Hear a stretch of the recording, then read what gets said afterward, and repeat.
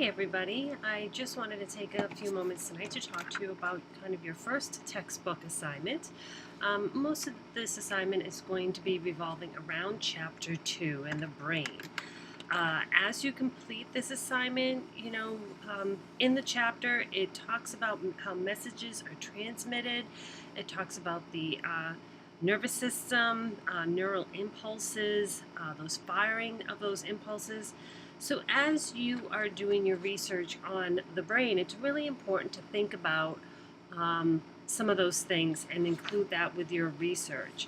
The human nervous system is really just the large system that it's how our bodies run. It's everything that we do, from the central nervous system to the nervous system, spinal cord, and it's really all broken down into various areas. So when we think about that and how we function, the brain has a lot to do with it. So for this assignment, what I'm going to ask you to do is to research a specific brain injury. And what I need you to do is really show that you understand how the brain works and what the different areas of the brain are responsible for. For example, one of the very common mistakes I very often see when people do this assignment is, for example, they use strokes. Strokes is very common. Strokes is actually something that's dear to my own personal self, with family members that have suffered strokes. And so what happens is people give me a very detailed and a very well-researched paper on what a stroke is. That's not what I want you to do. I don't want to know what a stroke is. I don't want to know what CTE is. I don't even know, we look up here, concussion, mild to severe TBIs. What I want you to do is to really look at the specific areas. So for example, if you were to research stroke, we know the right side of the brain controls the left side of the body, and the left side of the brain controls the right side of the body. That's very general. I want you to be much more specific to show that you have a comprehensive understanding. So for example, and if at any time in any of the videos I forget, all of the websites that I use is up here. So right here, for example, this is from the Traumatic Brain Injury website.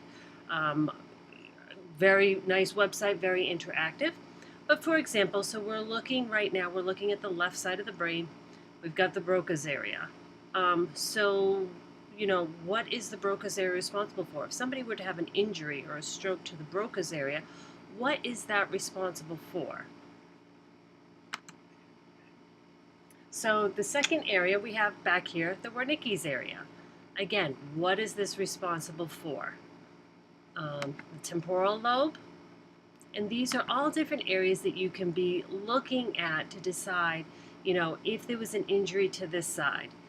If you click on next, you can see that we've got the frontal lobe.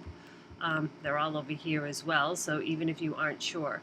The frontal lobe is really responsible for that rational thinking, intellectual functions, those higher intellectual functions. This is where executive functioning comes in. Another thing to think about is if you have a child or a teenager who suffers an injury to the frontal lobe, this is not developed until after adolescence. This frontal lobe is not developed. So what is that going to do to a child's development when we think about these kids playing football and having concussions, or playing soccer and having concussions? This is a little bit of a different way to look at it. Right now we're looking at the exterior view, but you can, again, kind of turn these to see, the occipital lobe, which is kind of goes straight back to the back of the brain. So we have the, right back here, we've got the cerebellum down here, the frontal lobe. This is just a different way. And then sometimes we have those deep brain injuries, that go further in. It's not just on the outside. Sometimes this happens with stroke patients. Sometimes this happens with some diseases. We have here the amygdala. When we look at these, when we talk later about stress and anxiety, the amygdala, the hippocampus, the hypothalamus, all of these things will come into play. This internal brain sector is the midbrain. in the brain stem. This is really our emotional area that we look at, whereas this external brain, this is more kind of that logical thinking. And then the last brain, again, it's very similar to the other ones, but it just goes through the various areas of the brain. And as you can see, there are quick facts about this. So these are 3 websites that you can use. But I really challenge you that as you go through your research, one of the areas that is not coming up. I thought I had it on one of these, but maybe I did not. So up in the top here, kind of at the top of the brain, if you look on this, there's the motor cortex. And if you look through different research, you see that the motor cortex is a very small area of the brain. However, when the brain is injured, why is it that, or when we have an injury to a limb, why is it that we become so tired? Why is it that we become so forgetful? What happens to that area of the brain? How does it impact us overall? So these are things that you really want to be thinking of as you do your research. So again, this is not about explaining what the your chosen diagnosis or your chosen injury is. This is to really say, okay, if somebody were to suffer a stroke in this area of the brain, and really relate it to how it's going to impact a human being. What happens to the other structures of the brain when you have an injury to the occipital lobe?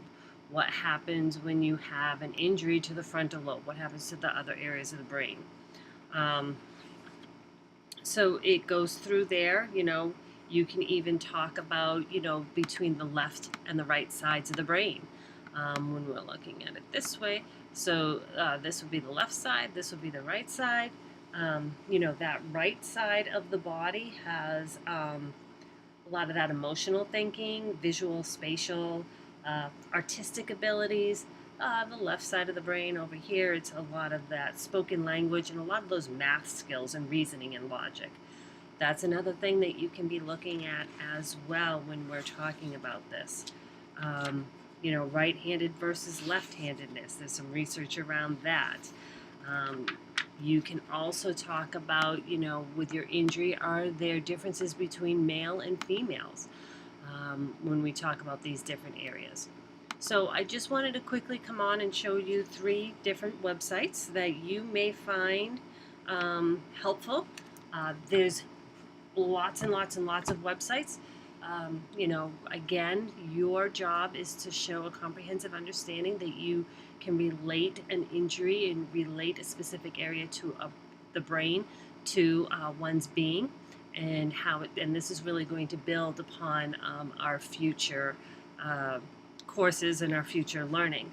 It's always interesting to me that as I do file reviews and as I work with students, how many times I find injuries that have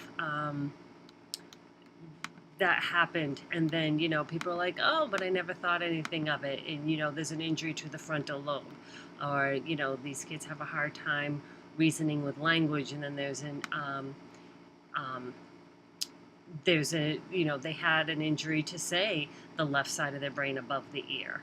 So, this is really important to think about that as we go through these different areas. So, if you guys have questions, feel free to post them online.